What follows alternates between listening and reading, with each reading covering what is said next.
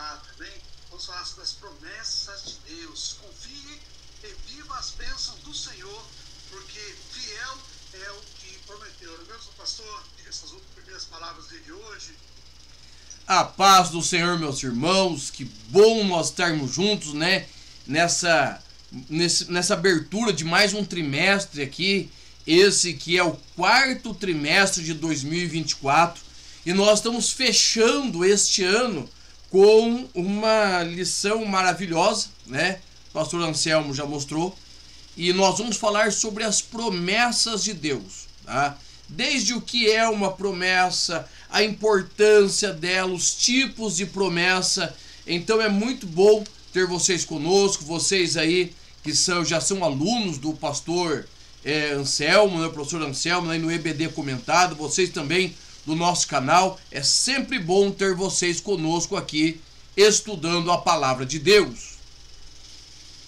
Pastor, a gente vai falar um pouco a respeito da revista. Eu estava dando uma folhada aqui, falei, meu Deus, que trimestre abençoado que vai ser, né, esse 4º trimestre de 2024. Falar das promessas de Deus, a promessa de Deus para Israel, as promessas de Deus para a igreja, a promessa de obediência, a promessa de salvação, a promessa de cura divina.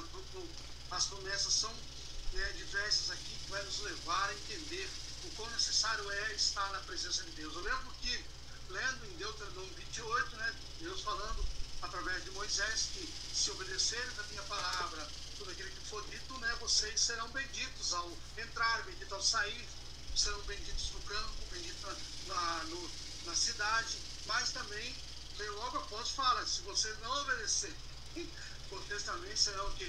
Todas as maldições que estão aqui vão recair sobre vocês. Então, eu escolho obedecer. Amém? Pastor, vamos começar aqui já com a primeira lição, falando das promessas de Deus. Aí, joga a bola para o pastor. Vamos lá então. Só deixa eu mostrar para vocês, ó.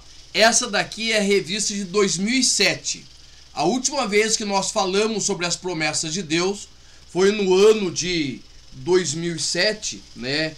E nós entramos falando a respeito do caráter das promessas de Deus e soberania, a promessa de salvação, do batismo com o Espírito Santo, cura, paz interior, da verdadeira prosperidade, um lar feliz, velhice feliz e frutífera, as promessas de segurança num mundo inseguro, a promessa da segunda vinda de Cristo, a promessa de entrada no céu e a promessa, como alcançar as promessas de Deus.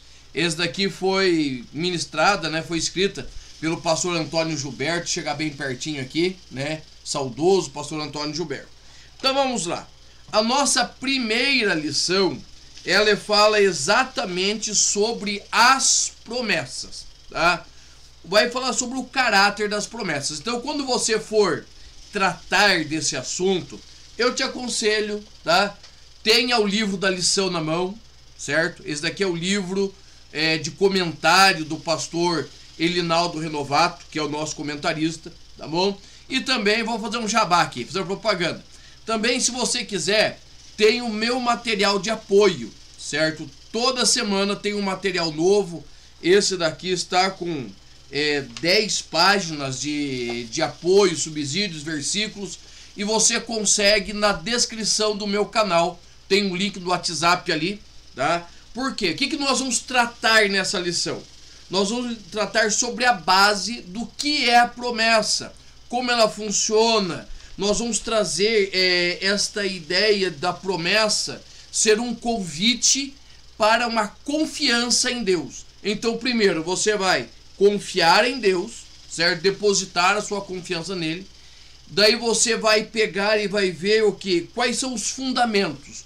Qual o alicerce desta promessa? O que te leva a conhecer ao Senhor, certo? O que te leva a crer nesta promessa? A primeira coisa é que o nosso Deus é um Deus infalível, ou seja, ele não pode errar. E esse é um atributo, certo? Incomunicável de Deus. O que é um atributo incomunicável?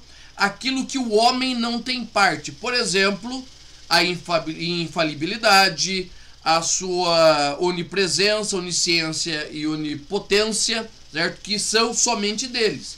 E o que são os atributos comunicáveis?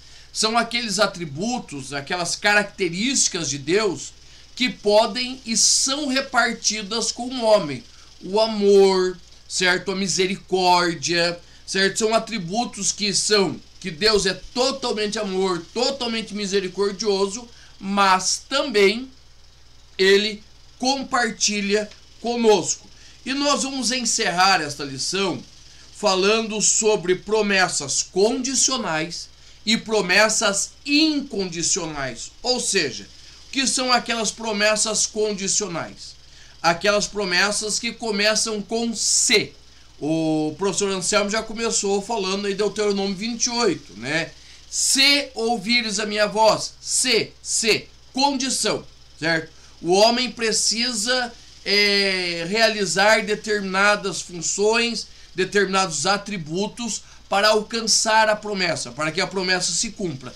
E as incondicionais são aquelas que o Senhor irá realizar, o homem fazendo ou não, o homem crendo ou não, o Senhor vai fazer. Por exemplo, a questão lá de Gênesis 8, quando Deus ele decide que não vai mais destruir a terra, enquanto houver planeta, haverá estações, plantio, chuva, o Senhor vai fazer, independente se eu crer ou não, tá? Por exemplo, outra promessa, a volta de Cristo. Esta volta irá acontecer, independente se eu esteja preparado, se eu não estiver preparado, se eu crer ou não crer. A promessa da vinda de Cristo, ela irá acontecer. Qual é a minha função? Qual é o meu objetivo? Lógico, estar preparado. Então, condicional e incondicional, tá certo? E qual o propósito desta promessa? É que o nome do Senhor seja glorificado na minha vida, na sua vida.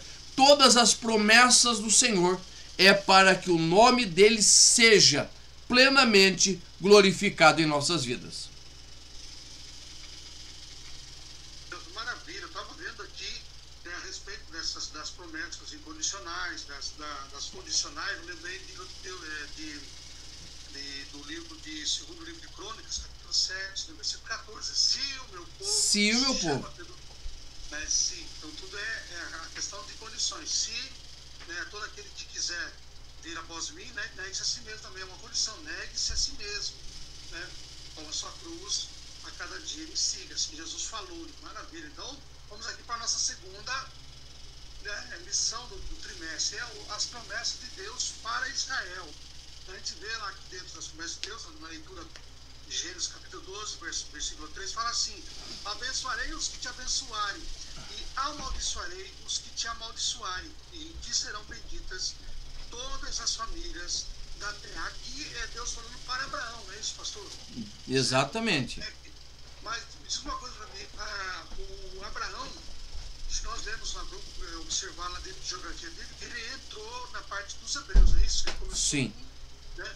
Depois de Abraão que veio Jacó, logo mais para frente, para vir se transformar em Israel. Mas vamos aí, tá com o senhor a bola de novo. Tá, vamos lá. Qual é a ideia das promessas de Deus para Israel? Primeiro, nós precisamos ficar muito conscientes. Existem promessas que são para Israel unicamente e promessas que são para a igreja. Por exemplo, nós falamos aqui, o pastor Anselmo falou, eu falei também, de Deuteronômio 28. Irmãos, nós usamos Deuteronômio 28 nas nossas igrejas, mas Deuteronômio 28 é para Israel, certo? A promessa de Deuteronômio 28 é para Israel. Como assim, irmão Emerson? Lá no finalzinho de Deuteronômio 28, do 1 ao 13, são só promessas. Se você obedecer, se você fizer, papapá, e a bênção vem, a amassadeira, e frutifica, N promessas para Israel na obediência. Agora, se Israel desobedecer, será maldita a maçadeira, maldita a sementeira, maldita a criação, maldito, maldito, maldito, maldito, maldito, e chega num ponto que é só para Israel. Por isso Deuteronômio 28 é para Israel. Vai dizer assim, ó, se vocês desobedecerem, o Senhor arrancará vocês da terra onde vocês estão, certo? E o levará para as nações. Então veja bem, qual é a ideia das promessas de Deus para Israel? É que o povo, ele ouvisse a voz do Senhor, temesse e compreendesse que a bênção está nas mãos de Deus. A vitória está nas mãos de Deus. Preste atenção. Deus vai dar uma promessa a Abraão, certo? Ele vai dizer assim, ó, sai da tua terra e vai para a terra que eu te mostrarei. E lá, o que vai acontecer? Far-te-ei, ou seja, o Senhor disse, vai fazer. Ele irá fazer de Abraão uma grande nação. Ou seja, não depende de Abraão. Porque se dependesse de Abraão, eles estavam lascados. Abraão já estava com 75 anos nesse ponto. Então o Senhor disse, eu vou fazer de você. Não importa se você entende ou não. Qual o teu papel? É sair da sua terra. Por quê? Quando você tomar a decisão de sair, certo? O projeto vai andar mais rápido.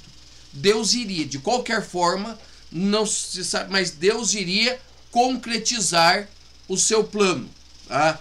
Qual o plano? O plano de construir uma grande nação. E dentro deste plano, o Senhor promete abençoar quem abençoasse Israel. Tá? O Brasil, ele viveu um tempo de grande prosperidade a partir de 1948. Irmãos, é nítido, vá na história do Brasil, tá? E veja quando começou realmente a expansão do Brasil. Porque até a década de 40, começo da década de 50, o Brasil era quase uma grande fazenda. Mas a partir de 48, entrando em 50, começa a Revolução Industrial no Brasil. E isto é porque Oswaldo Aranha, ele deu voto de Minerva, que aprovou a criação do Estado de Israel. E a partir desse momento, as bênçãos de Deus começaram a vir sobre a nossa nação. Tá? Então veja bem, é a promessa da bênção para quem abençoar. Agora, o contrário também é verdadeiro.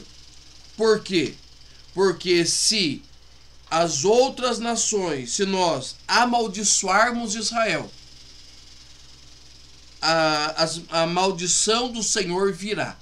E a maldição do Senhor não é que o Senhor vai jogar praga. Ele vai retirar a sua bênção. Que é a pior coisa que acontece com o homem é quando a bênção de Deus sai. Se você for lá para Romanos capítulo 1, você vai ver que Deus vai dizer assim, que para aqueles que vivem em orgias, em afastamentos de Deus, o que o Senhor vai fazer? O Senhor vai retirar deles, vai se afastar deles, que é o pior castigo que o homem pode viver.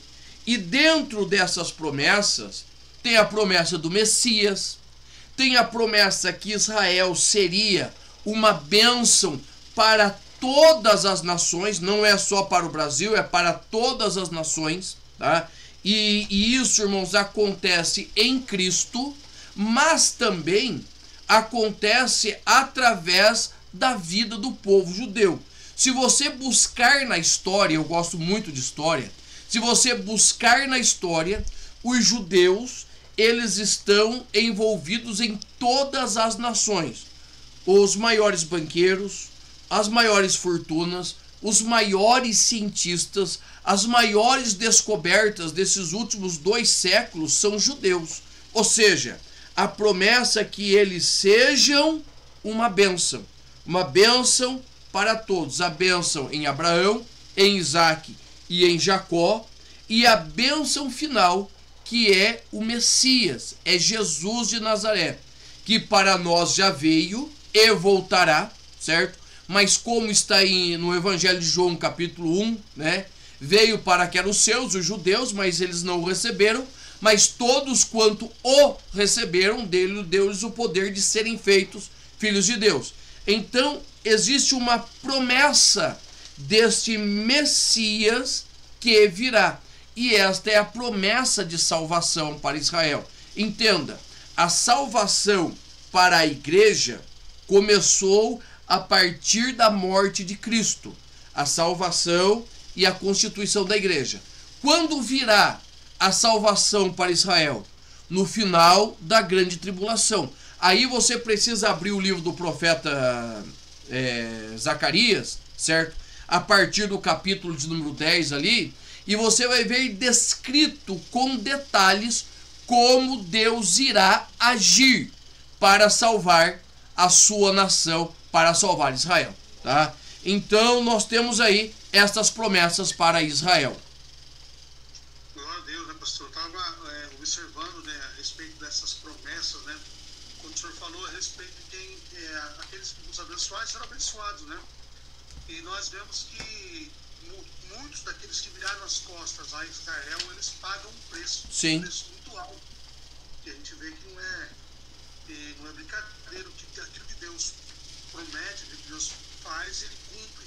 E muitas vezes nós brincamos com isso, né? Vamos lá então para a nossa terceira lição, vai ser as promessas de Deus para a igreja.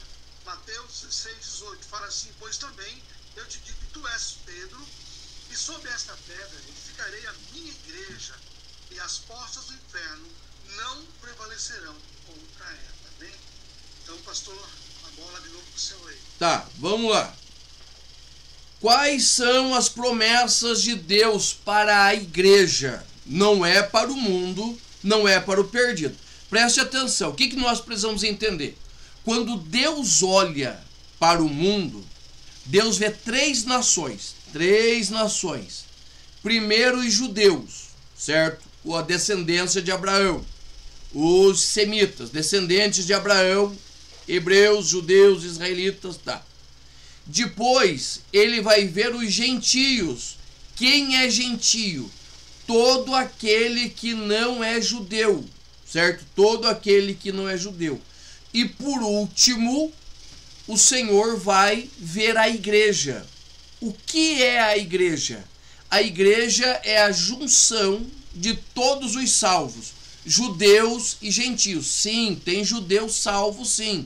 São os judeus messiânicos. Então, desses três povos, o Senhor tem promessa para os três. Promessa para os judeus que nós vimos, promessa para os gentios, que é a promessa de salvação em Cristo Jesus, e nós temos agora a promessa para a igreja, para mim, para você, igreja de Cristo. Primeiro, a promessa do Senhor, ela tem um cunho sobrenatural, certo? Como assim sobrenatural? Nós começamos em Atos capítulo 1, versículo 8, que é o revestimento de poder. Você é salvo, certo? Ou seja, se você é salvo, você recebeu a promessa aos gentios. Qual é a promessa aos gentios? A salvação em Cristo Jesus. Subsequente, nós temos aí a promessa do revestimento de poder, batismo com o Espírito Santo, tá? E isso você precisa entender. Lucas 24, o Senhor sopra sobre os discípulos o seu Espírito. Essa daí é o Espírito de santificação, certo? O da nossa conversão. Todo crente tem o Espírito Santo, não é batizado. Mas nós temos a promessa do revestimento de poder. Nós temos aí a promessa dos dons espirituais. Então é a promessa sobrenatural. É a promessa que vai além do natural para a igreja, ok? Então, primeiro, promessa sobrenatural, revestimento de poder. Se você já é batizado com o Espírito Santo, você tem ao seu dispor os dons, busque de Deus. Se você é batizado com o Espírito Santo, você tem os dons ministeriais, os dons de serviço. Então, as promessas da igreja estão relacionadas à obra da igreja. Por quê? Para o gentio, a grande promessa é a salvação. No tópico 2, o tema é o seguinte: as promessas de Deus para a igreja. Daí nós temos a promessa da vida eterna, a promessa do poder e a promessa da glorificação do corpo. A promessa da vida eterna. Preste atenção. Aí eu quero falar um negócio bem técnico para você. Todo aquele que entrega a sua vida a Cristo é salvo. Mas nós precisamos, irmãos, permanecer salvos. Infelizmente, nesses últimos meses, nós temos visto homens de Deus, certo? Que até então nós olhávamos e víamos como homens de Deus, envergonhando o evangelho. Por quê? Receber a Cristo é um ponto, permanecer em Cristo é outro ponto, tá? Então, que a primeira promessa, a promessa da vida eterna. É possível perder a salvação? Sim, é possível. E nós vamos discorrer com detalhes na nossa lição. Segundo ponto, a promessa do poder. Como nós já falamos, revestimento de poder. As promessas de Atos 1:8. Mas recebereis a virtude do Espírito Santo que há de vir sobre vós, e ser-me-eis testemunhas em Samaria, Judéia e até os confins da terra. Jerusalém, Samaria, até os confins da terra. Isso é poder para testemunhar. A igreja primitiva nunca teria alcançado o mundo sem o poder de Cristo. Porque eu vou falar para você, a situação daquela época era pior do que desta. Nós falamos muito, nós estamos numa época difícil, irmãos. A época deles era pior, porque não havia conhecimento do evangelho. Hoje é difícil, mas existe o conhecimento do evangelho. E o nosso terceiro tópico, condições para viver a promessa. Aí nós vamos voltar a alguma coisa da lição de número 1, certo? É preciso crer, é preciso ser fiel e é preciso obedecer a Deus. Preste atenção. Grandíssima parte das promessas de Deus são condicionais. Olha o que Jesus disse para os discípulos: ficai em Jerusalém até que, certo? Até que sejais revestidos. Ou seja, não tem um tempo determinado. Ele falou, vocês vão fica 5 dias, fica 5 meses. Não tem tempo, né? Jesus vai dizer assim, eu vou para o Pai, João capítulo 14. Eu vou para o Pai, vou preparar lugar e vou voltar a buscar vocês. Se não fosse assim, eu não teria dito. Ou seja, ele disse que vai voltar. Ele não disse quando vai voltar. Mas a promessa é, aquele que prometeu é fiel. Nós precisamos entender, irmãos, que nós não estamos ligados simplesmente a uma palavra solta. A palavra está ligada a um que promete. E nós precisamos confiar neste que prometeu.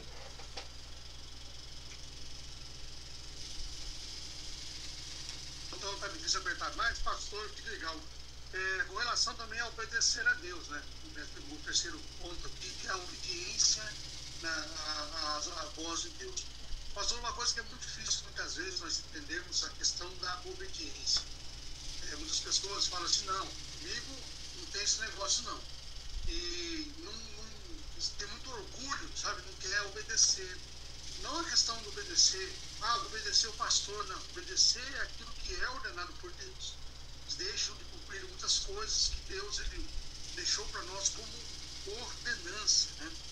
E uma delas é a questão também do revestimento de poder. Nós vemos que nós temos várias denominações que são sensacionistas. Dizem que os dons, eles terminaram ali, quando terminou o cano da Bíblia. Mas nós entendemos que os dons, eles estão aí para, né, e estão a olhos vistos. Nós precisamos compreender tudo isso aí e colocar em prática. E Aqui também, pastor, na parte de ser fiel.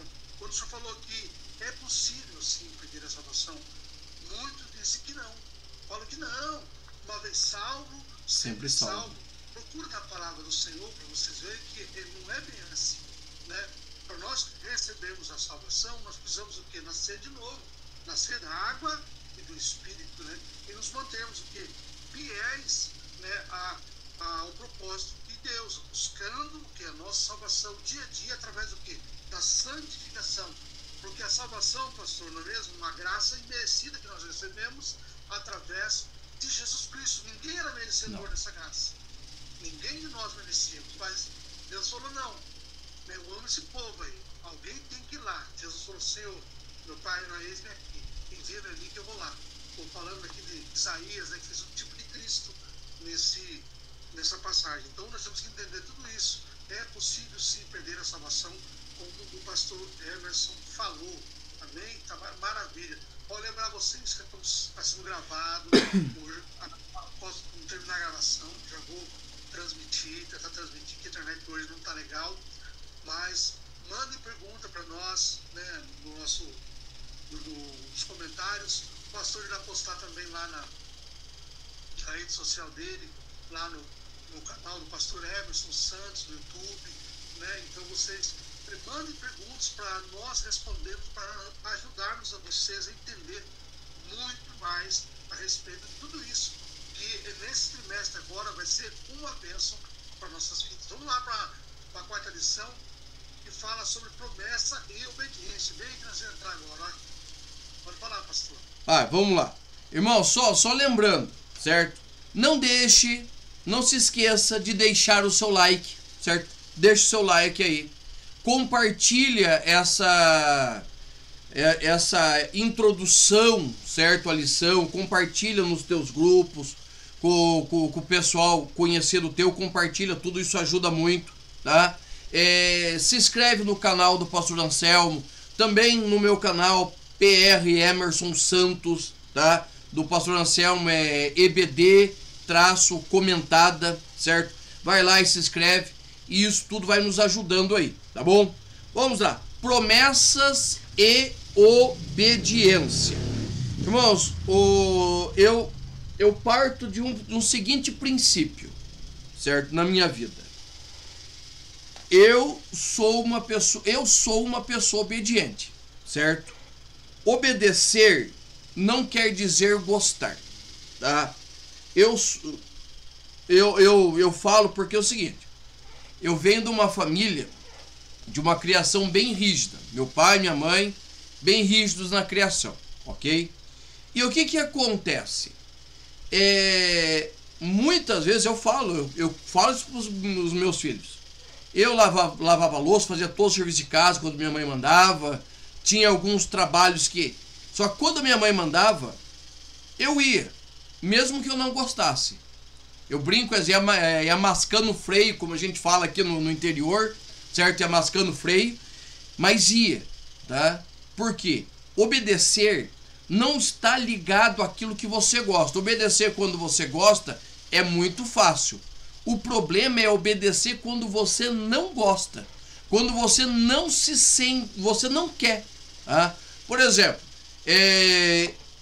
mexer com a internet, eu amo trabalhar com a internet, falar. Agora, manda eu quebrar pedra, eu vou. Eu gosto? Não, mas eu vou, porque isso é obediência, tá? E isso, irmãos, está ligado diretamente à nossa vida com o Senhor. Precisamos aprender a obedecer, tá? E a obediência, ela é um conceito que vai permear toda a Bíblia, de Gênesis a Apocalipse. O problema de Adão e Eva não é somente a fruta que ele comeu. Está ligado diretamente à desobediência, certo? Eva desobedeceu, Adão desobedeceu, e isso traz sobre nós até hoje as consequências, tá? Então, a desobediência nos afasta da presença do Senhor. O segundo tópico fala assim: obediência no Novo Testamento. Ou seja, essa ideia de obediência é um conceito que nós vamos aprender com Cristo. Tá? A Bíblia vai dizer, Paulo vai dizer nos Filipenses, que Jesus ele foi fiel até a morte e morte de cruz.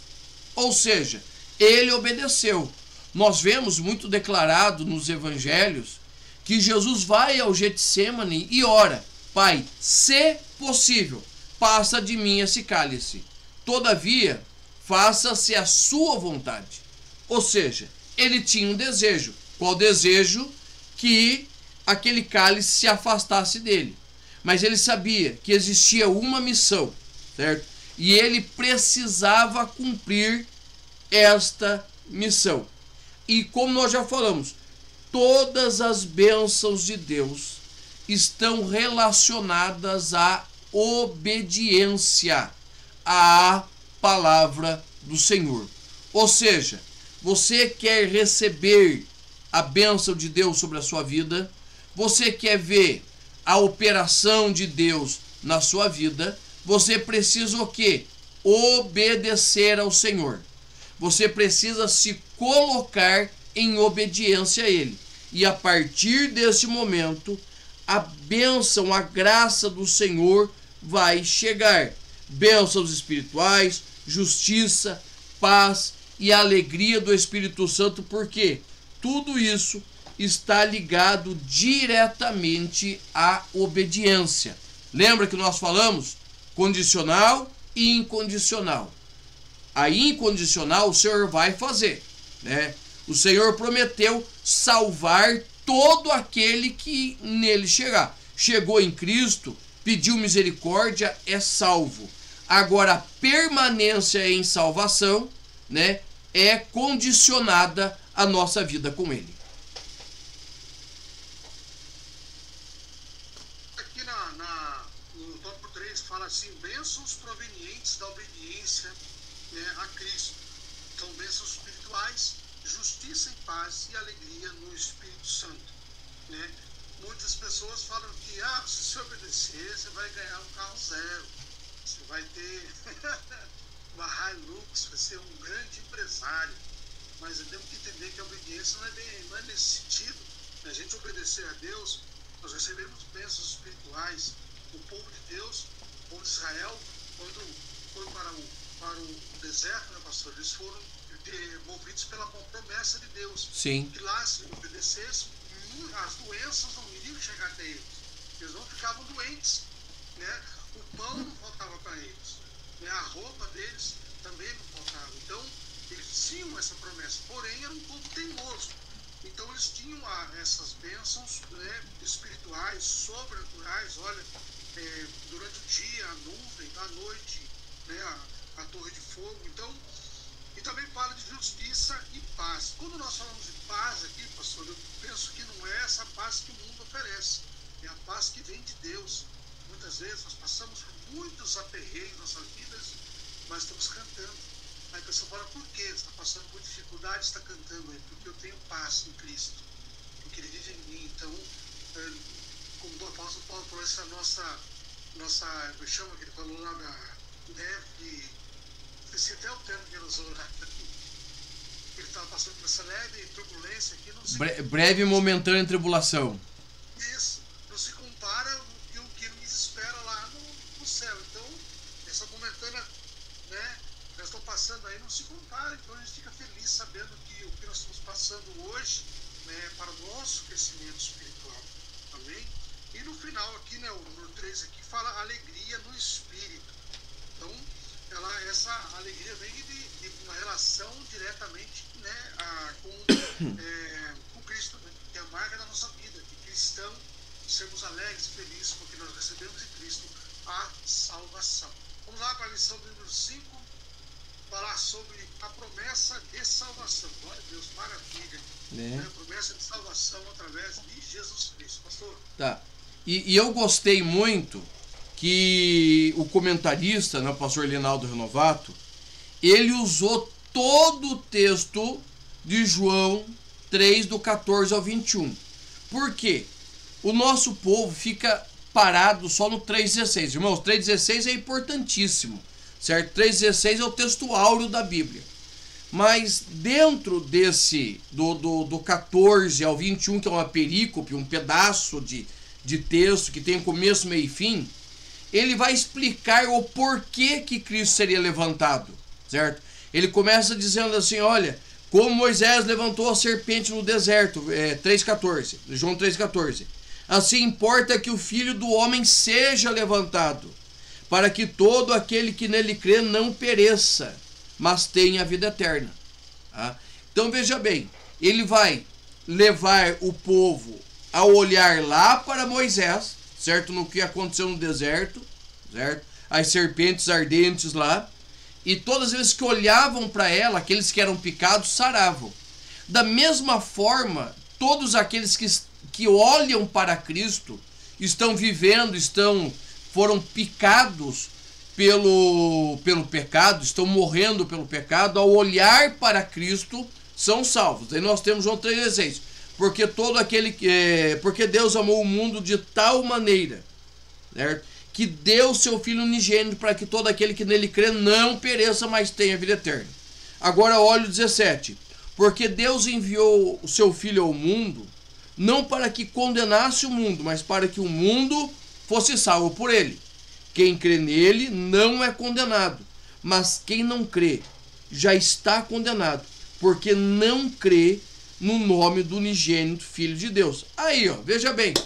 Então nós já temos aí toda a base de salvação, tá? Que isso vai ser replicada nos nos tópicos 1, 2, 3. Primeiro tópico, promessa de salvação, uma maravilhosa salvação, a obra da salvação, o Salvador, tá? Uma maravilhosa salvação é a libertação da morte espiritual que entrou no mundo através da desobediência, tá?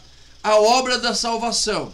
A obra da salvação é realizada em Cristo Jesus. Por quê? Porque nós estávamos mortos e Deus tomou a decisão de nos resgatar, né? Ele poderia ter acabado com tudo, mas ele decidiu nos resgatar. E aí ele nos vai propiciar um Salvador. É o texto de Isaías capítulo 6, que o professor Anselmo citou agora de pouco, né? A quem enviarei? E a quem há de ir por nós? Eis-me aqui, envia-me a mim. Ou seja, é um brado nos céus que retumba, certo, na terra. E Cristo, ele vai dizer, eis-me aqui, envia-me a mim, tá? Então nós temos aí a promessa de salvação. E essa natureza, né, que é o subtópico, é o tópico 2, ela vai falar de justificação, regeneração e santificação, tá? Que são os 3 atos instantâneos ali do momento que nós entregamos a nossa vida a Cristo. Justificação, somos totalmente perdoados, tá? O nosso nome fica limpinho no CEPROC, no Serasa do céu. Pode ter certeza. Tomou a decisão de aceitar em Cristo, todos os teus pecados, tua conta é perdoada.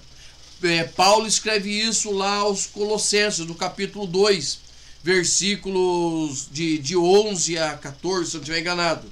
Ele vai dizer que a cédula, sabe a caderneta, que é onde a gente marcava as compras na mercearia? Aquela cédula, aquela folha é rasgada e é cravada na cruz.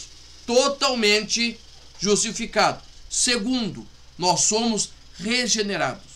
Somos gerados de novo. É isso que Nicodemos não entende em João 3, certo? E ele vai perguntar, como pode um homem sendo velho voltar ao ventre da sua mãe?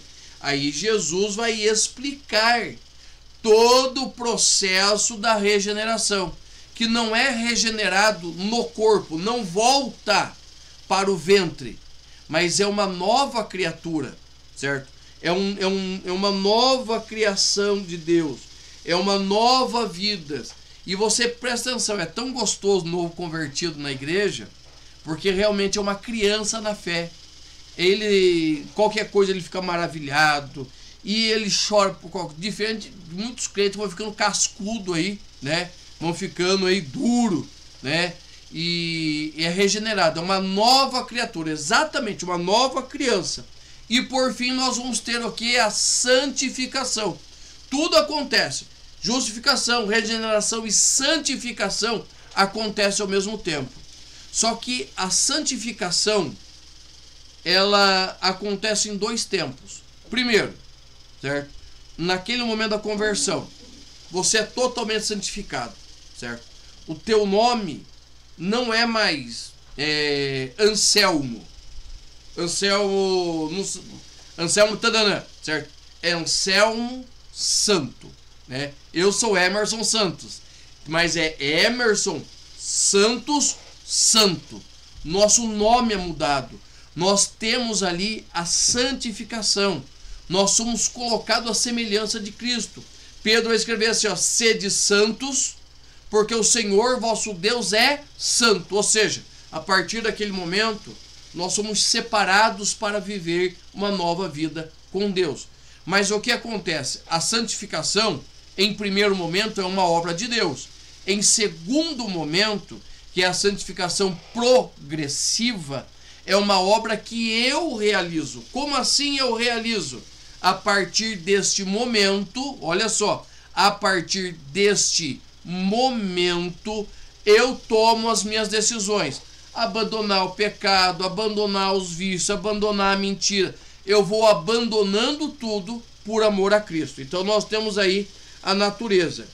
E por fim, né, como nós estamos falando, é a promessa da preservação na salvação. Olha só, subtópico 3. Se você tiver a tua revista aí, preste atenção e grife ali embaixo: promessa e preservação na salvação. Porque muitos já caíram fora da salvação. Tá? Então aí nós vamos ter o quê? Qual é a base da salvação? É Cristo. Tá? E o que é a apostasia? É um abandono consciente da fé. Um abandono consciente da fé. Isto é apostasia. Tá? Então a pessoa vai colocando outras coisas, meios, preocupações, angústias no lugar de Cristo, ok? Então o importante é nós entendermos isso, que a Bíblia, ela não mostra que a salvação é incondicional, certo? Uma vez salvo, sempre salvo. Mas a Bíblia deixa claro que nós devemos andar em salvação, andar como salvo, viver como salvo, viver uma nova vida em salvação, tá bom? É só você olhar para Paulo.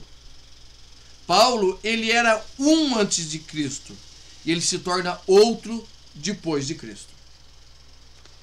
Maravilha, né, pastor? É o interessante, né, dessa promessa da salvação em Cristo, que a busca pela santidade é uma busca diária. Eu sempre falo com meus alunos que é uma busca como se fosse um degrau de uma escada. Todos os dias você sobe um degrau.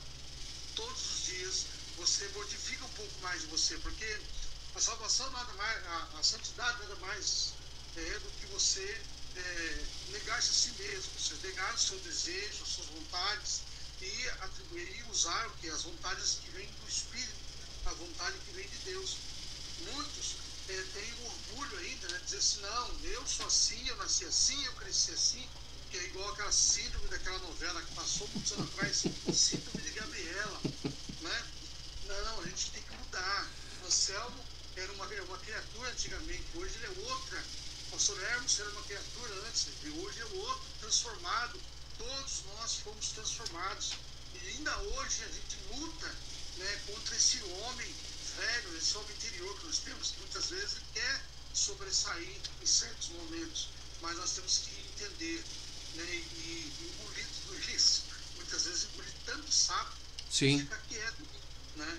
E manter-se o quê? Firme na promessa, né? Igual o Rio Índio, nas firmes da promessa, entendeu? Salvador, tem que estar firmes, porque através tudo isso, dessa santidade, obediência, a gente vai chegar a estatura de varão perfeito, né, na presença de Cristo. Vamos aqui para a nossa sexta lição, que é a promessa de cura divina. Maravilha, promessa de cura. Isaías 53:4. Verdadeiramente, Ele tomou sobre si as nossas enfermidades e as nossas dores, levou sobre si, e nós o reputamos como aflito, ferido de Deus e oprimido, né, pastor? Vamos lá, promessa de cura divina. Tá. Veja bem, vamos já deixar de início aqui o que está na verdade prática. Jesus é o médico dos médicos. Não há enfermidade que ele não cure. Tá? Vamos deixar claro.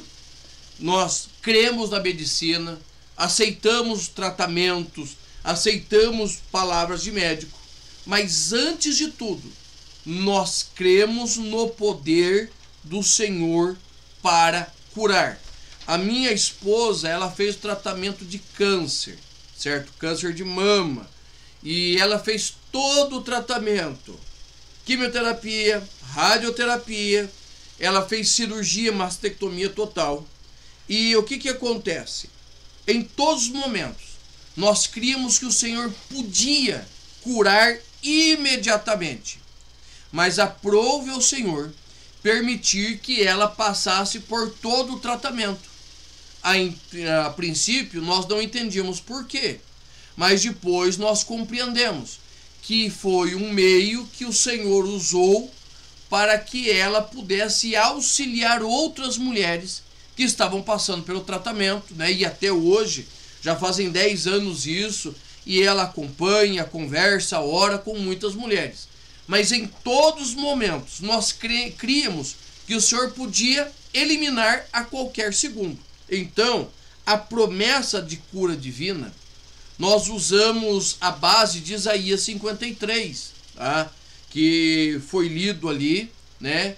E por quê? Porque nós cremos, irmãos, que o Senhor, ele não depende da minha vontade, não depende dos meus pensamentos, não depende daquilo que eu creio ou não creio. Ele pode e ele faz.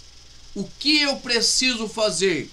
Eu preciso depositar nele a nossa fé. Tá? Nós usamos como base Tiago capítulo 5, quando nós falamos da unção dos enfermos, e a oração da fé sarará o doente. Primeiro, o óleo de unção é apenas um símbolo que o Senhor deixou. O óleo não tem poder nenhum, tá?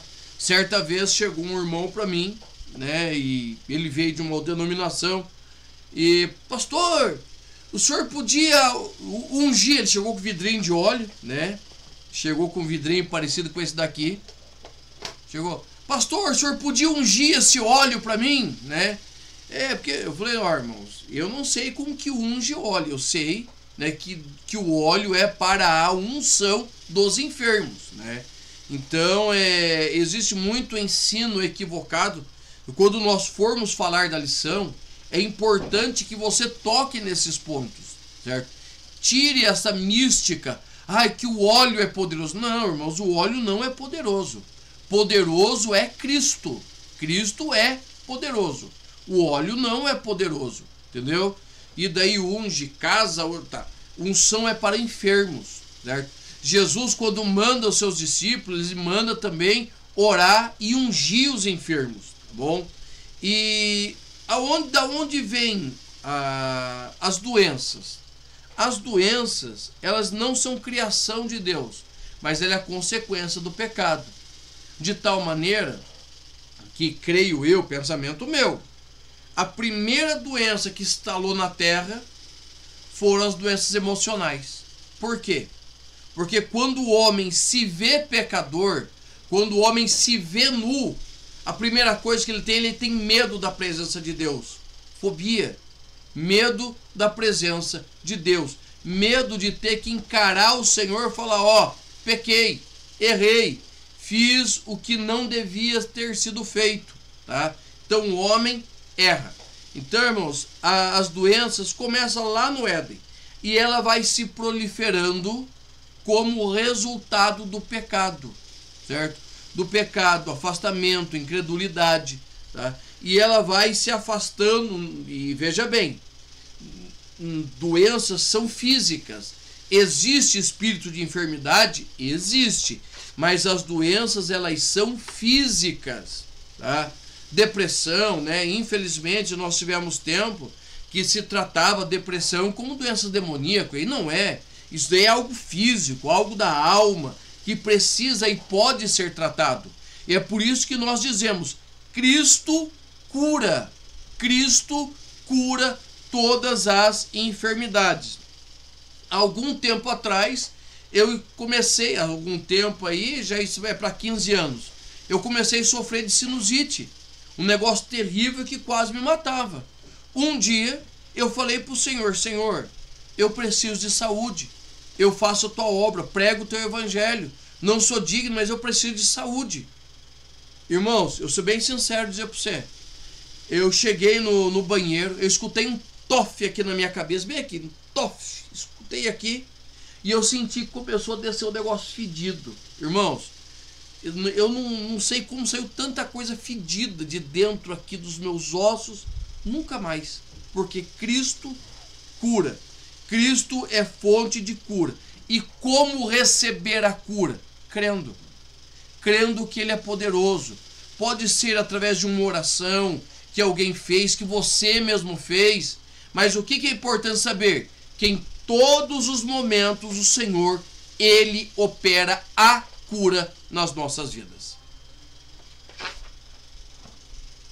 Olha, uma das coisas muito importantes que nós temos que entender com relação também à cura, né? Muitas vezes nós somos chamados, através de Paulo, né, templo do Espírito Santo, e ele habita em nós. E nós deixamos muitas vezes a desejar e cuidar desse templo, né?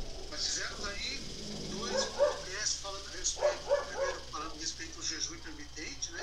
Sim. Do Espírito, segundo sobre o jejum espiritual, o jejum bíblico.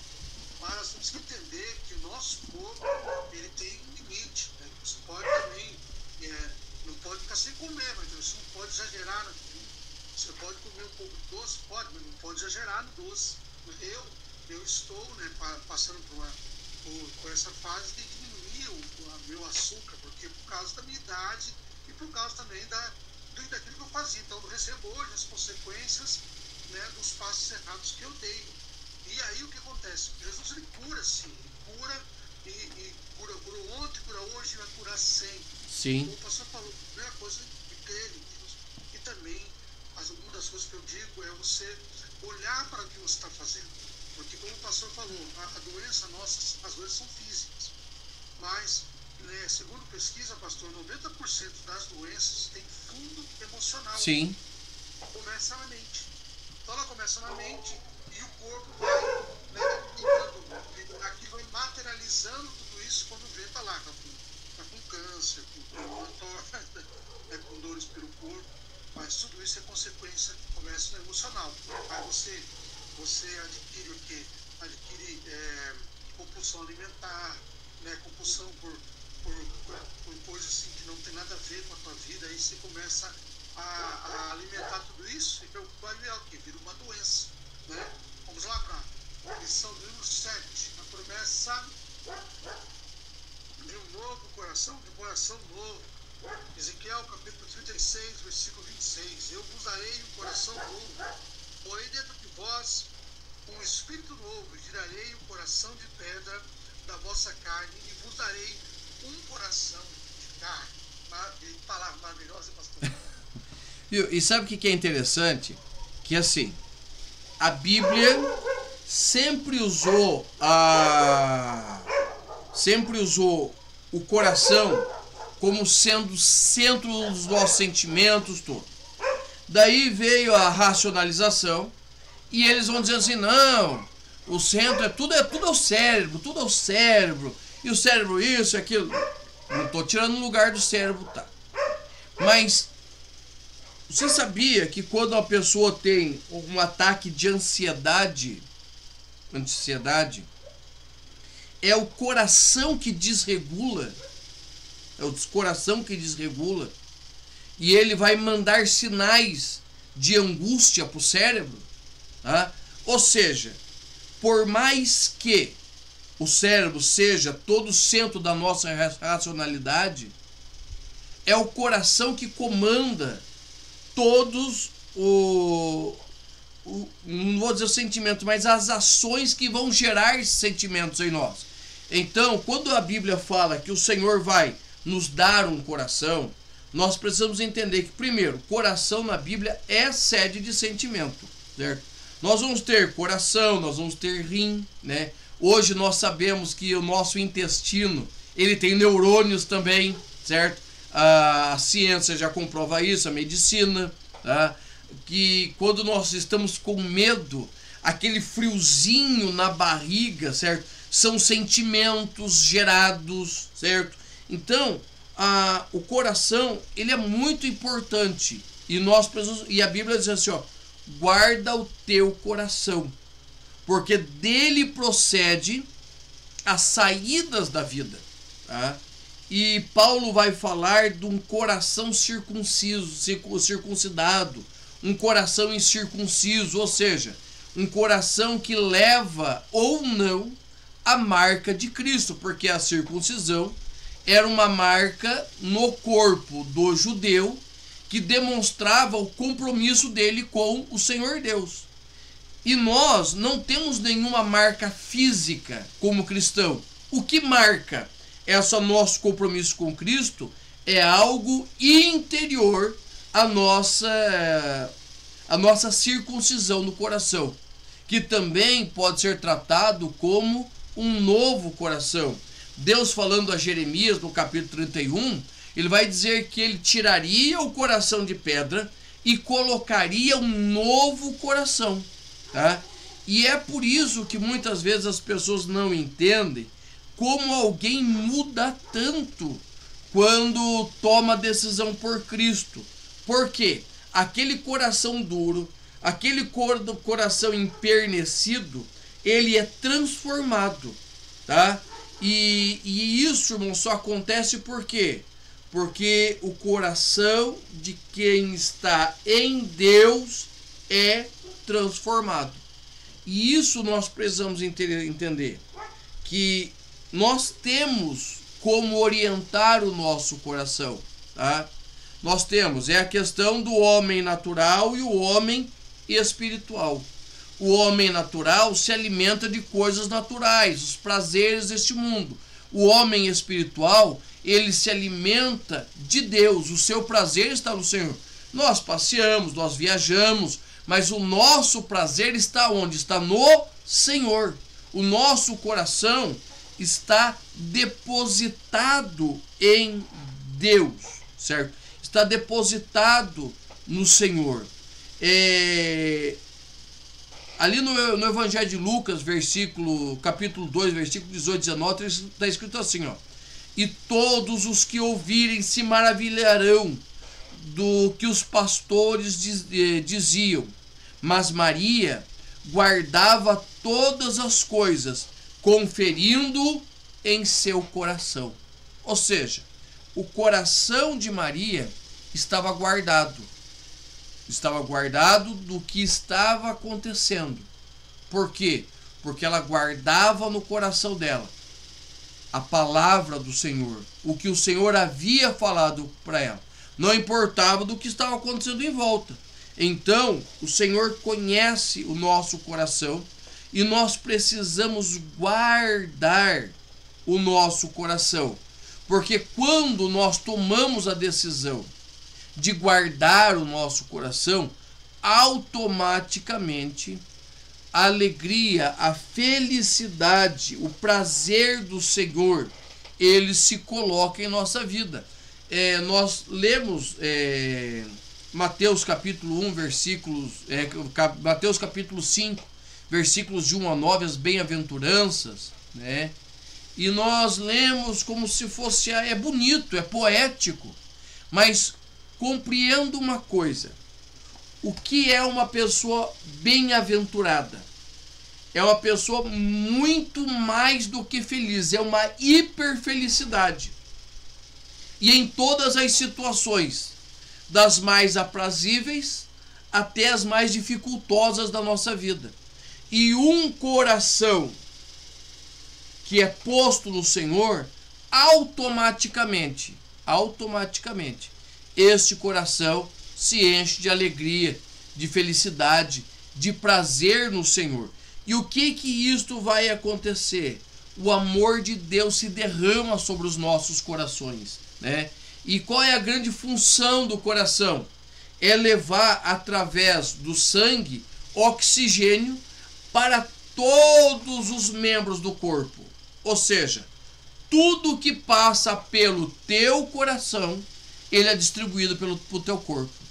Então, se você encher o seu coração da presença de Deus, se você encher o seu coração do amor de Cristo, automaticamente o teu corpo estará cheio de Cristo também.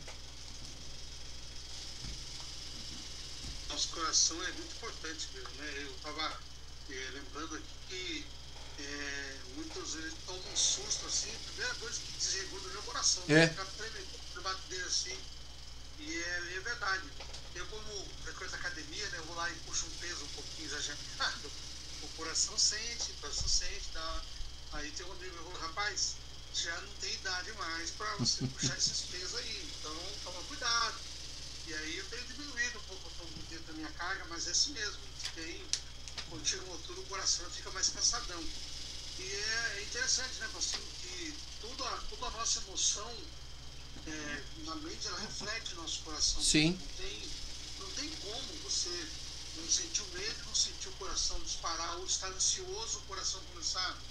Eu, quando vou ministrar a palavra em qualquer lugar, em qualquer momento, aqui mesmo dentro do que eu estou falando aqui, já dá aquela tremedeira, sabe, aquele nervosismo, o coração já dispara, mas é porque a gente está na dependência de Deus. Eu entendo que é isso, é colocar-se na dependência de Deus. Vamos aqui para a nossa lição de número 8, falando sobre paz, né? Promessa de paz. Paz de Deus, a paz que vem do nosso Senhor. Tá. E essa palavra paz, eu gravei ela muito fácil do grego, porque a palavra paz é airene. I-R-E-N-E. Irene. A gente escreve Irene, mas é airene. Por quê? Irene é o nome da minha avó, certo? Irene é o nome da minha avó, certo? E o que essa paz vai dizer? Não é a ausência de guerra, tá? O que o pessoal prega hoje sobre paz. Não. A paz na Bíblia é tranquilidade no olho do furacão. Tá? Tranquilidade. Lembra lá de Moisés, quando ele chega na frente do Mar Vermelho e vira toda aquela turbulência, o pessoal gritando, se desesperando. O que Moisés vai fazer? Moisés vai orar. E um dos grandes... uma das formas de você saber se alguém tem paz ou não é que no momento da adversidade ele vai orar, vai buscar ao Senhor. Tá?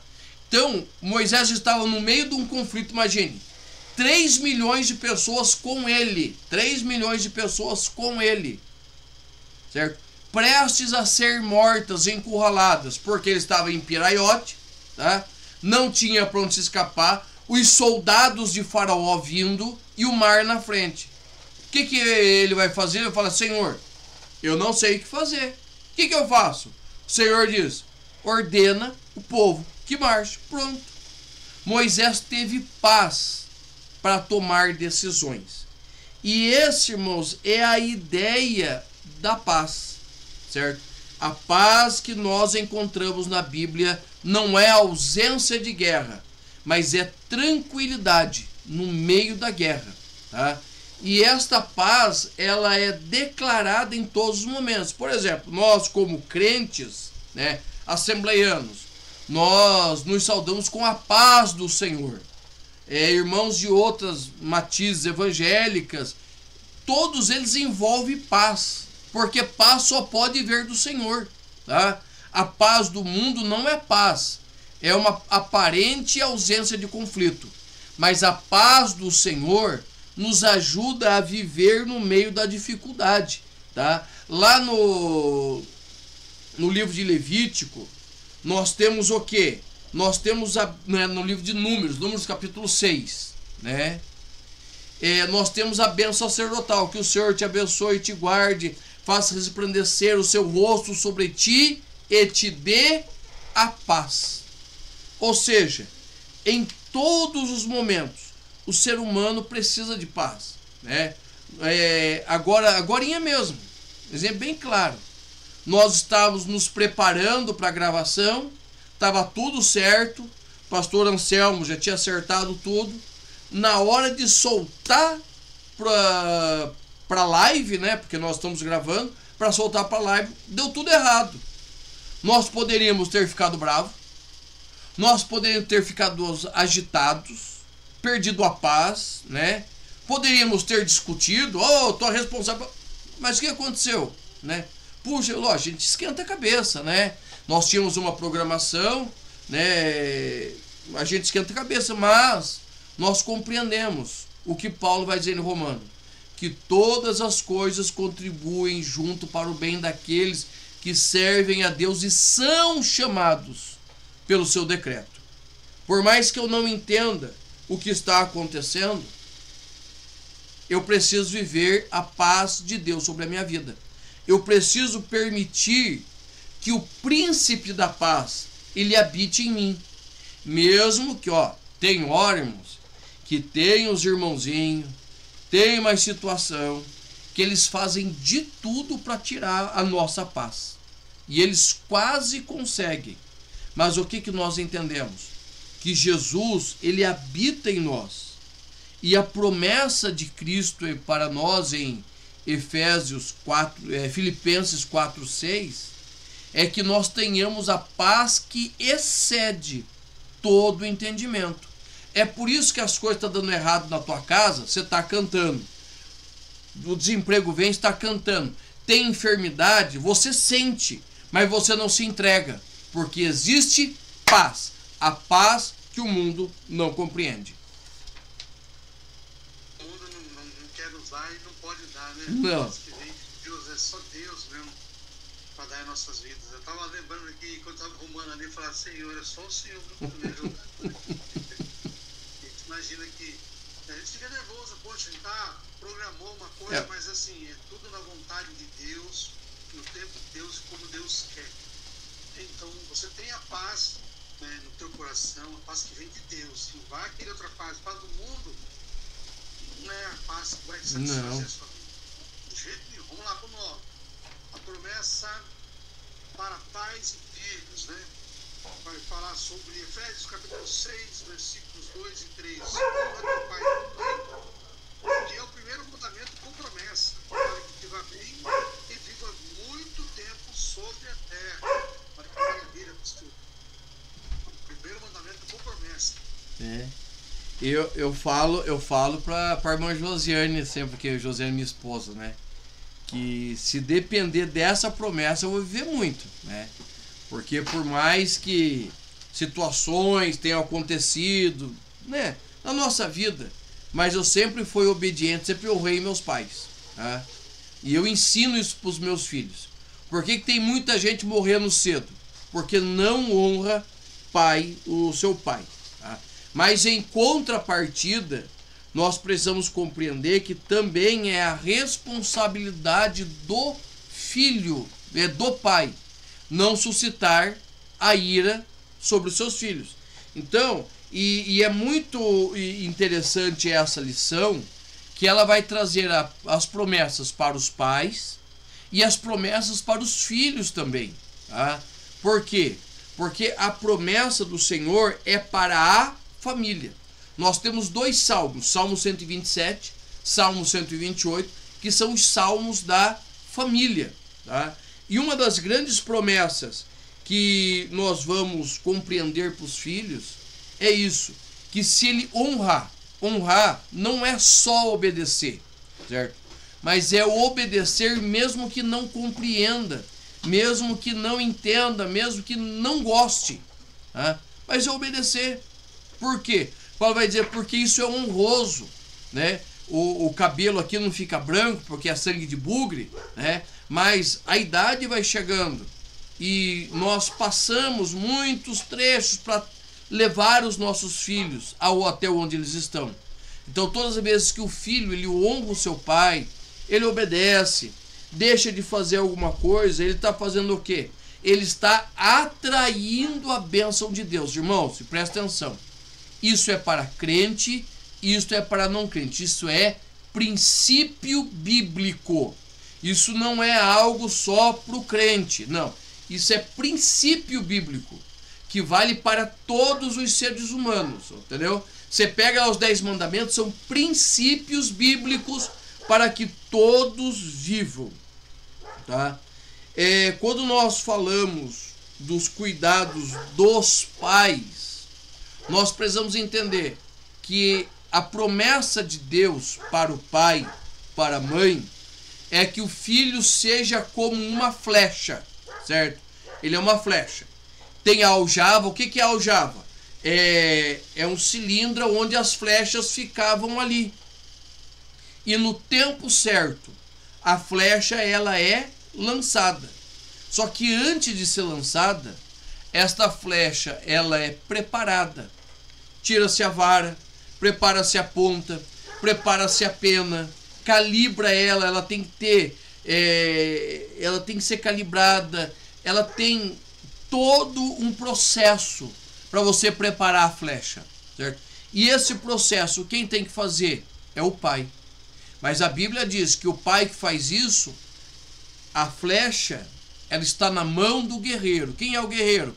É o Senhor. O arco é o Espírito Santo, que vai enviar a flecha e ela vai alcançar o seu objetivo.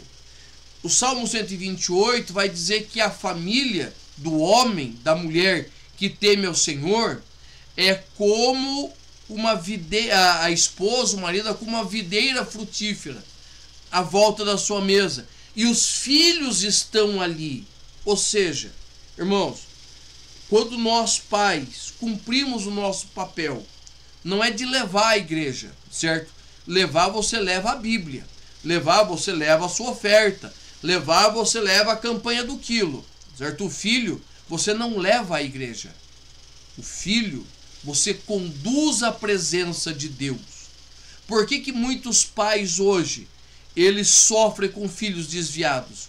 Porque levaram o filho na igreja, mas a presença de Deus os filhos não estavam. Então, a bênção que nós precisamos colocar sobre a vida dos nossos filhos começa conosco, comigo, com você, ensinando o teu filho no caminho que deve andar, como diz Deuteronômio 6. E aonde? No caminho, na estrada, no sentar, no levantar, em todos os momentos. Para quê?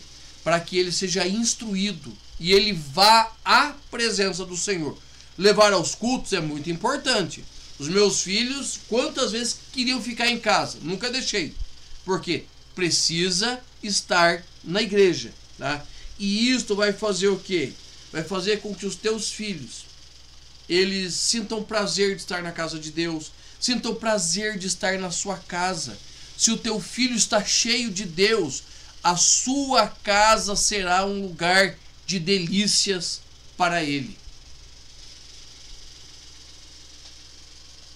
Aqui lembrando, enquanto a nossa geração foi uma geração que cresceu, né, obedecendo os pais, cresceu honrando os pais. Muitos de nós, eu me considero, sabe, pastor, um jovem que deu certo, porque a minha vida não foi fácil, mas eu sempre obedeci meus pais, sempre. Hoje, para a graça de Deus, eu tenho 6 filhos, né, e 7 netos já. Então, eu sempre falo para eles, olha, honre teu pai, honre tua mãe, para não ter problema. Sim. Sempre eles têm que entender. Mas tem hora que o negócio pega. Mas A gente está ali para instruir nossos filhos, porque não é que eu não quero que eles cometam erros na vida, sim, eles vão cometer, mas nós precisamos mostrar para eles que muitos erros são consequências de nossas escolhas erradas. Então eles têm que entender que, através do exemplo, eles podem mudar a vida deles no futuro. E assim nós, conduzindo, né, como o senhor falou, os filhos para a presença de Deus, não levando obrigado. Vem cá, você vai, quando vê, cresce com ódio da igreja, ódio de Deus até, né? Sim. Isso é o pior. Vamos então para a lição número 10. Lembrar vocês que vão assistir depois esse vídeo aqui, que você se inscreva no canal do pastor Emerson PR, Emerson Santos, no meu canal EBD, traço comentada, lá também no Instagram, né, que é o e.b.d_ do pastor Emerson. Qual é o Instagram do senhor? PR Emerson Santos. Tudo junto. Tudo junto. Isso. Se inscrevam lá. O pastor toda semana tem aula de teologia. Olha que maravilha. Aproveitem que estão estudando teologia, né, para vocês se aproximarem mais de Deus. A teologia não afasta de Deus, não. Não. A teologia nos aproxima de Deus. Faz nós entendermos como é verdadeiramente ser servo do Senhor. E isso é muito importante. Você que quer ser pregador, estude. Não falte no EBD, outra coisa, não falte, vai para o EBD. É lá que você tira dúvida. É lá que você questiona o professor. Porque durante um culto, como é que você vai questionar o professor? Né? O pastor dentro do meio do culto. Pastor, você para um pouquinho, estou com dúvida aqui. Não tem jeito. Não tem jeito. Então, aqui vai perder, estude, né? Vamos dar para a lição de número 11, né? 10. 10. A promessa de proteção divina. Vou ler aqui. Salmo 91, verso 11. Porque aos seus anjos dará ordem a teu respeito, para te guardarem em todos os teus caminhos. Glória a Deus, maravilha. Ó, nós terminamos uma lição, a lição passada, a revista passada, que nós falamos de Ruth e de Esther. Mas o que me chamou muita atenção, deixa eu ver se está aqui a minha revista ainda, eu já guardei ela. Mas que numa das nossas lições, enquanto Mardoqueu estava dormindo, a mãe estava tramando a sua morte, estava preparando a forca. Por outro lado, o rei perdeu o sono e estava pensando como abençoar a vida de Mardoqueu. Ou seja, em todos os momentos nós estamos em conflitos, tá? Você pode ser o cara mais legal do mundo, sempre terá alguém que não vai gostar de você. E nós temos uma batalha constante contra o maligno. Então, estar na presença de Deus, viver na presença de Deus, é garantia que nós vamos ultrapassar as dificuldades e os problemas que se levantam. Então, a importância de estar diante de Deus está exatamente nesse ponto, que em Deus nós podemos e conseguimos vencer todas as dificuldades que se levantam, tá? Então, nós falamos muito de batalha espiritual, mas o que se entende de batalha espiritual, certo? Batalha espiritual se entende que você vai orar para que o inimigo caia por terra, né? É obra de feitiçaria. Irmãos, veja bem, o que é a batalha espiritual? É todo dia você estar lutando para chegar mais próximo de Deus, porque existe N situações que tentam te afastar. Então todos os dias nós estamos lutando em oração, lendo a palavra, consagração, entendeu? Então é importante nós notarmos isso. Nós estamos em constante batalha e o nosso inimigo não dorme. Daqui a pouco eu vou dormir, daqui a pouco o pastor Anselmo vai dormir e o nosso inimigo continua tentando nos derrubar, tá? Mas em contrapartida, nós temos a promessa do Senhor, que Ele não vai permitir que o maligno se levante. Salmo de número 20, tá? Vai dizer assim: uns confiam em carros, outros em cavalo, mas nós faremos menção no nome do Senhor dos Exércitos. Uns se encurvam e caem, mas nós permanecemos. Tá? A promessa da proteção de Deus é que Ele estará sempre conosco. Salmo de número 91, as pessoas deixam ele aberto ali nas suas estantes, tudo. Mas o Salmo de número 91 é um salmo de proteção, aonde o salmista garante que aquele que está à sombra do Onipotente, certo? O Senhor guardará. Tá? Então, irmãos, nós precisamos estar sempre buscando a presença do Senhor. O inimigo, ele cria ciladas, ele prepara emboscadas, ele vai preparar diversos meios para nos fazer cair. Mas o Senhor, Ele tem, veja bem, o Senhor, Ele tem meios para nos livrar. Mas o que nós precisamos? Nós precisamos ter a convicção de buscar ao Senhor.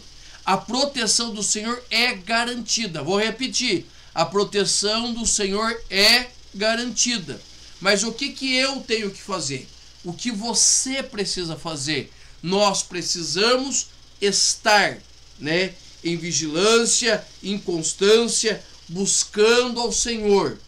Porque a Bíblia diz que aos seus anjos, ele diz aos seus hebreus, aos seus anjos dará ordem a nosso respeito. Tá? Então, esteja na presença do Senhor, porque o Senhor nos garante vitória. Batalha, pastor, é contra alguns espíritos, né, que estão por aí, rodando por aí, são 24 horas por dia o inimigo tentando derrubar o servo de Deus. Como o pastor falou, a gente tem que estar em vigilância constante. Sim. E a vigilância, Jesus diz assim, ó, vigiai e orai. Ele colocou orai primeiro, vigiar primeiro. Para que não entreis em tentação. Então nós temos que estar vigilantes em tudo isso. No modo de falar, no modo de pensar. Porque é um momento que o inimigo ele acha uma brecha para entrar na legalidade. Sim. O inimigo ele busca uma legalidade na nossa vida para entrar. E aí entra a proteção. Deus está ali, ele vai dar ordem aos anjos a nosso respeito. Então vai lá, proteja. E esse meu servo ele é fiel, ele está fiel. Sim. E se você não está no caminho dele, o que você vai fazer? Não é mesmo? E simplesmente você vai cair na malha fina do inimigo, porque o inimigo vai achar legalidade. Para ele atacar a sua vida, tem que ter legalidade. Ele vai entrar. E se ele entrar, meu amigo, é difícil. É difícil. Então, portanto,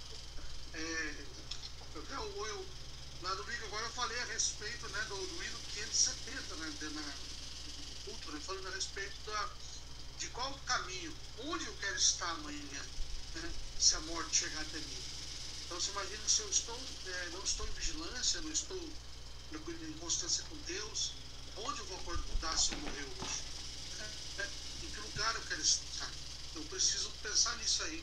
Por isso, estar em constante vigilância e oração para que Deus, Ele sim, mande seus anjos nos proteger. Ele vai nos proteger. Em nome de Jesus, sei isso. Vamos lá para a lição número 11, a promessa de provisão. O nosso pão de cada dia. Viu? Isso daí, irmãos, é muito importante nós notarmos. O Senhor, Ele tem provisão, certo? O que é provisão? É o maná nosso de cada dia, tá? A Bíblia vai dizer que o Senhor todo dia, veja bem, todo dia, Ele preparava o maná para mandar para o seu povo, tá? Todo dia o povo ia lá colher. E ali tinha o suficiente para que o povo pudesse se alimentar e viver. Tá?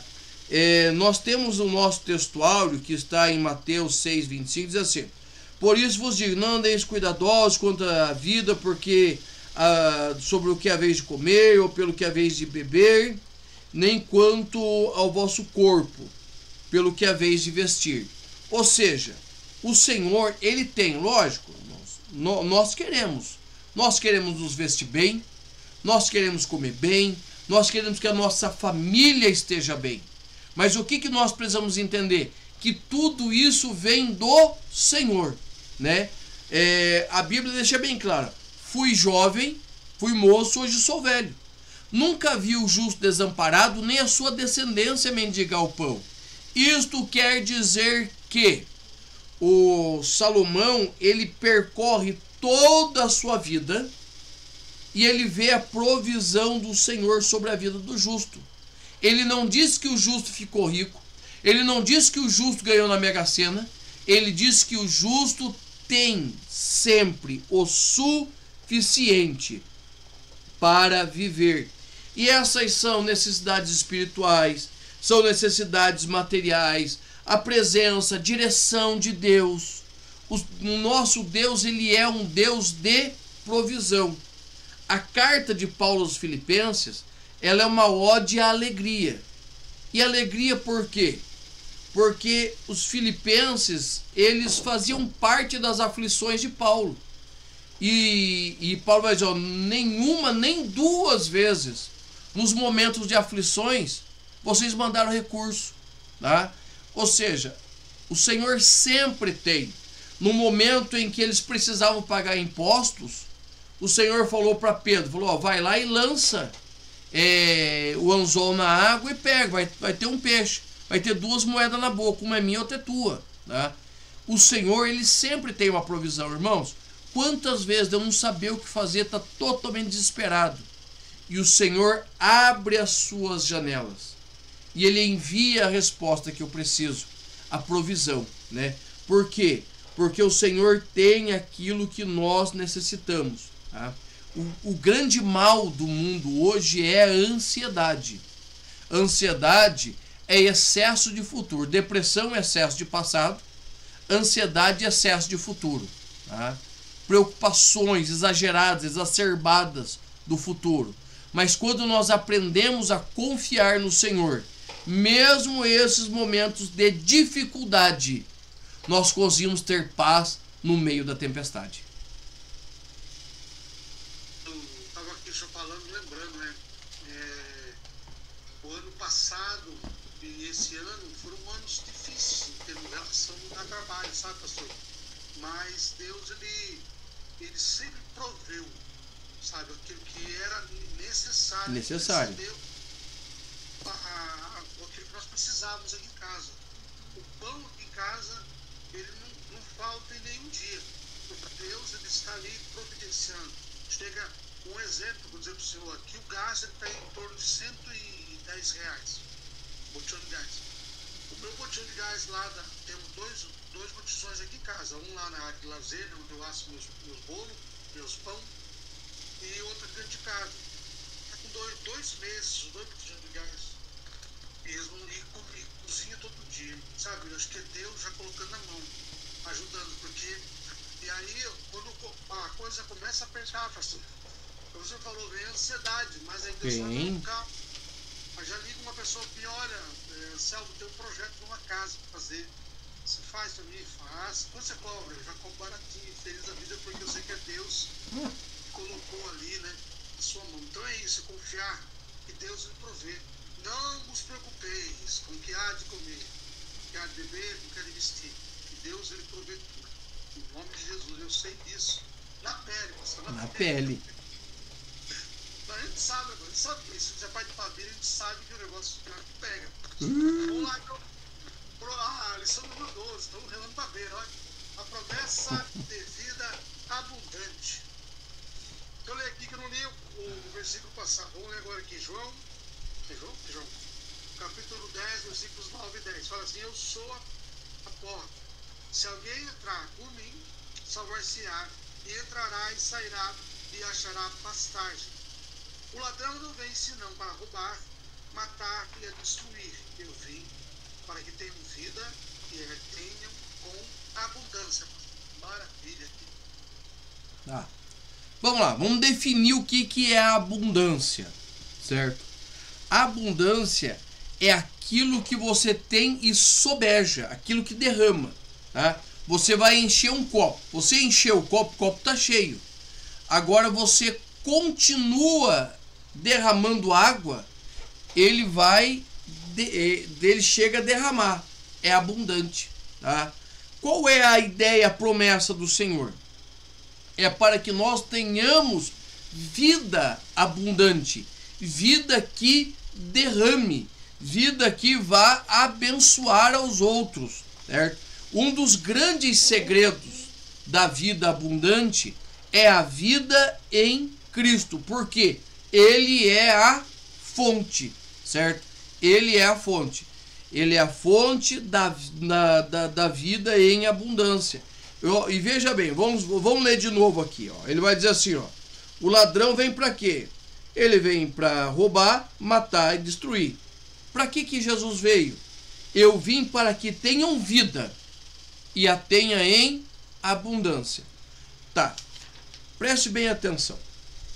Quando você estava sem Cristo, você tinha vida.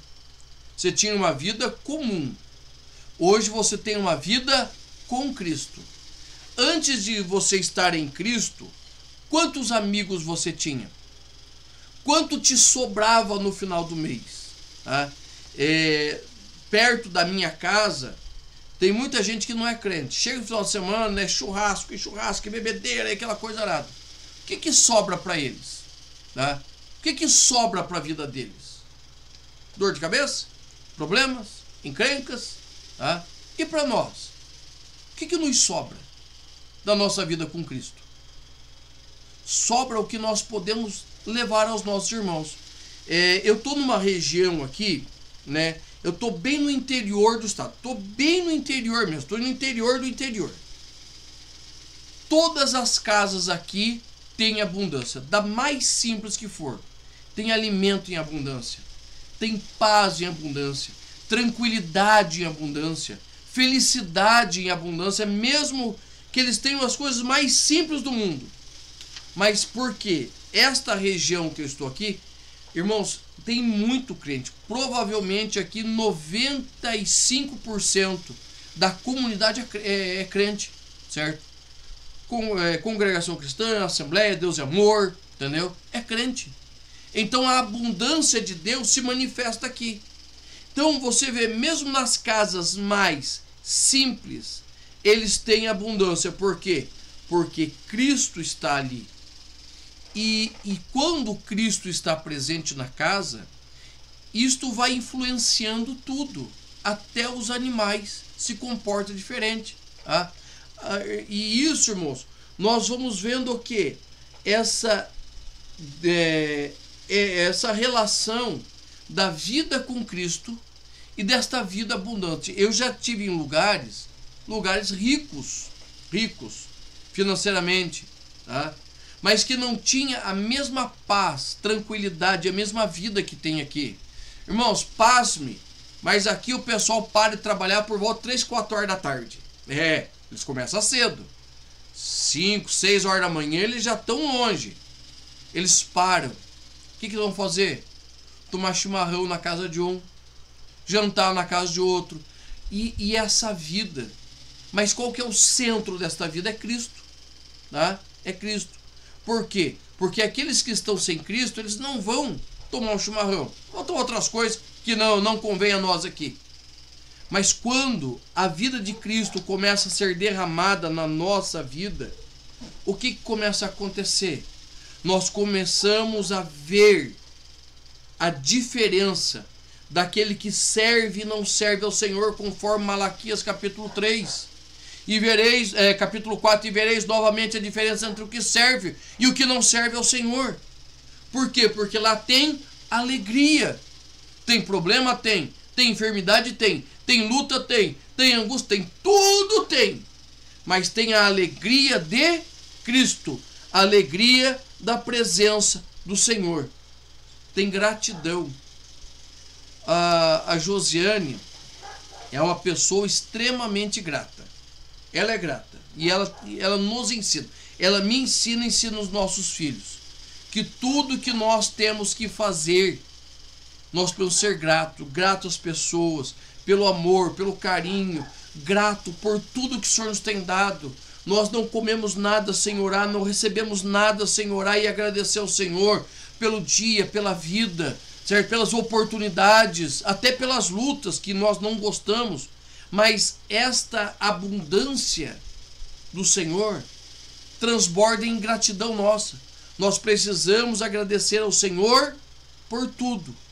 E por fim, nós temos a vida eterna.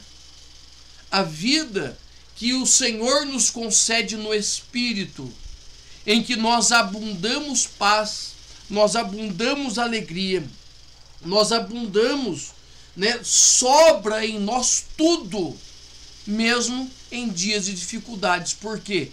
É promessa do Senhor, porque Ele quer que nós tenhamos uma vida abundante, uma vida que se derrame sobre a vida dos demais. O apóstolo Paulo falou em dar graças, né? Tem que dar graças mesmo, é maravilha. O senhor falando assim, imaginando, né, o quanto Deus tem sido maravilhoso na nossa vida aqui em casa. Apesar de todas as dificuldades, nós passamos muitas dificuldades. Tem que ficar pôr no sol, a gente andando na rua aí, né, de carro, vai para lá, vai para cá, pessoal, tem uma vida boa, tudo bem, mas não sabe as nossas falhas, mas sabe que nós temos um Deus que Ele tem nos dado algo suficiente e algo que abunda, que é a vida. Estar dentro na presença de Deus nos traz uma paz que é inexplicável. Inexplicável. Viver isso, né? As pessoas que querem experimentar essa paz, vem para Jesus. Olha, você que está assistindo, vem para Jesus. Você vai experimentar isso. Eu falo assim, meu Deus, por que eu demorei tanto? Meu amigo, não faço não. Vamos lá para ver agora, pastor, aqui na última lição, que as promessas de Deus, elas são infalíveis. Eu creio piamente nisso, pastor. Vamos ler aqui. Números capítulo 23, versículo 19. Deus não é homem para que minta, nem filho do homem para que se arrependa. Porventura, diria ele e não faria? Ou falaria e não confirmaria? Olha isso, leitura maravilhosa, hein? Irmãos, preste bem atenção. As promessas de Deus são infalíveis. Nós já falamos aí, acho que na lição de número 1, sobre a infalibilidade de Deus. Por que eu posso confiar que a promessa de Deus ela vai se cumprir? Simples. Um exemplo bem claro. Eu era criança de tudo. Creio que eu devia ter entre 7 e 8 anos de idade.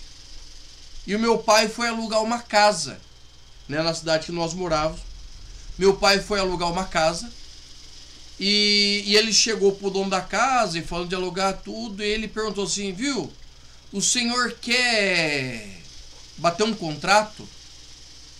E aquele senhor não falou nada. Ele foi no bigode, puxou um fio do bigode. O meu pai foi no bigode dele, cada um tinha o seu bigode, puxou um fio, e aquele senhor pegou os 2 fios de bigode e juntou eles aqui. E ele falou assim, a palavra de um homem está no fio do bigode. E aquilo calou aqui dentro. Por quê? Porque para aquele senhor, o dono da casa, a palavra de um homem era suficiente. Agora, por que nós podemos crer que as promessas de Deus são infalíveis? Porque se a promessa de um homem, a palavra de um homem, ela tem poder, imagine a palavra do Deus que nunca mentiu, que nunca falhou. Ele não falhará nas suas promessas. Por quê? Porque a promessa foi dada pelo aquele que pode todas as coisas. Então a promessa nunca vai falhar, porque o Senhor é infalível. E o Senhor não se arrepende. Mas ele se arrependeu de ter criado o homem em Gênesis 6. Ele se arrependeu de destruir Nínive, irmãos. Entenda bem. O arrependimento nesses casos não é o arrependimento como nós. Quando nós nos arrependemos assim, nós nos arrependemos dos nossos erros. O Senhor não erra. ali é a misericórdia dele, certo? O Senhor vai ter misericórdia do homem, certo? É a misericórdia do Senhor agindo sobre nós. O arrependimento de Deus é ação misericordiosa. E o texto vai dizer que Deus não é homem para que minta, nem filho do homem para que se arrependa. Ou seja, o que ele falou, ele vai cumprir. Existem promessas na minha vida que foram dadas para o Senhor antes de eu nascer. O Senhor falou do meu ministério antes de eu nascer. O Senhor falou comigo há 26, 27 anos atrás, e cada vírgula está se cumprindo. Então o que eu preciso entender? Que o Senhor, ele tem um plano, e é ele que zela por esse plano, é ele que cuida desse plano em todos os detalhes, porque esse plano foi feito antes da fundação do mundo.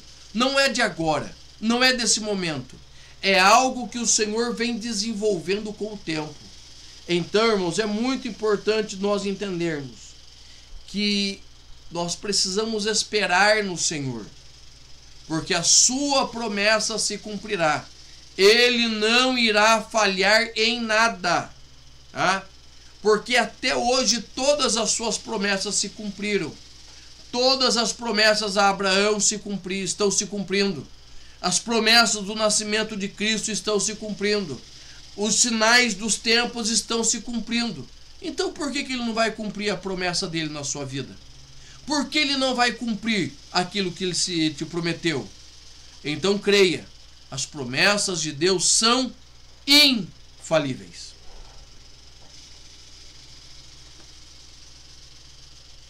Tem hora que falha o mouse aqui, mas as promessas de Deus são infalíveis mesmo, pastor. Eu estava vendo o senhor falando aqui, eu estava lembrando também da minha infância, das coisas que eu passei, e dizendo que o que hoje me trouxe aqui, né, foi a promessa de Deus. Estar hoje diante do Senhor. Um dia eu estava em casa e aí Deus falou comigo assim: olha, eu vou chamar você pela última vez. Eu tenho uma promessa na sua vida. E naquele dia eu chamei minha esposa, falei: amor, eu preciso voltar para Deus. E eu só volto com você. Ela falou assim: olha, eu vou, mas se o pastor me chamar lá para frente, vai passar vergonha. E hoje essa mulher que eu tenho, transformada totalmente, sabe, uma aluna aplicada em teologia, Sim. professora aplicada na IPD e também em teologia. Então, para nós, assim, é uma promessa de Deus que se cumpriu, né? Quando o senhor falou a respeito lá de Gênesis 6, de 6 ao 13, quando fala que Deus se arrependeu, a palavra não é bem arrependimento ali. É quando um pai olha para o filho e faz assim, dá aquela respirada. Ah, seu pego. É mais ou menos assim. Traduziram assim, do arrependimento. Mas, pastor, eu quero agradecer do fundo do meu coração, né, a sua disponibilidade de nós podermos estarmos juntos assim, né, de quando em vez, né, de 3 em 3 meses, ou quando tem um congresso, para a gente poder participar junto. É muita alegria no coração. E eu sinto assim muita felicidade, sabe, poder compartilhar essa amizade com o Senhor, dizer do meu apreço, dizer que Deus, ele tem muita coisa para a gente fazer junto aí. Amém. Eu tenho certeza que as bênçãos de Deus, as promessas de Deus na sua vida, elas se cumprirão. Então eu quero que o senhor fale agora, dê o seu recadinho para o povo aí, para se inscrever no canal, e outra coisa, incentiva o povo para DVD para nós. Então, recado para DVD que eu vou depois fazer um corte, só não sabe da DVD. Irmãos, muito obrigado, né, por esse tempo que nós passamos juntos. Muito obrigado, pastor Anselmo, né, um bom amigo que o Senhor me deu, né. Nós moramos próximos, né. Quando eu morava no estado de São Paulo, eu morava em Itaré, ele morou em Itapeva, então era próximo. Nós não nos conhecemos naquele tempo, mas aprove ao Senhor preparar esse tempo. Então Deus te abençoe, meu amigo. Muito obrigado. Não se esqueça, irmão, se inscreva nos nossos canais, tá? Nós estamos aqui trabalhando, fazendo o melhor para o reino que nós podemos. E todas as vezes que você se inscreve, deixa o like, deixa o comentário, você fala pro YouTube, ó, o trabalho deles está legal, certo? Vamos aí continuar. Então nos ajude, tá? E outra coisa, irmãos, outra coisa. Nós estamos iniciando um novo trimestre. Então o que você vai fazer? Você é professor, superintendente, fale com o teu professor, peça um tempo para você falar na sua igreja. Faça propaganda, certo? Faça propaganda da escola dominical. Nós fazemos propaganda de eventos que são passageiros. A escola dominical não é passageira. A escola dominical é a maior instituição de ensino do mundo, formadora de pastores, pregadores, líderes.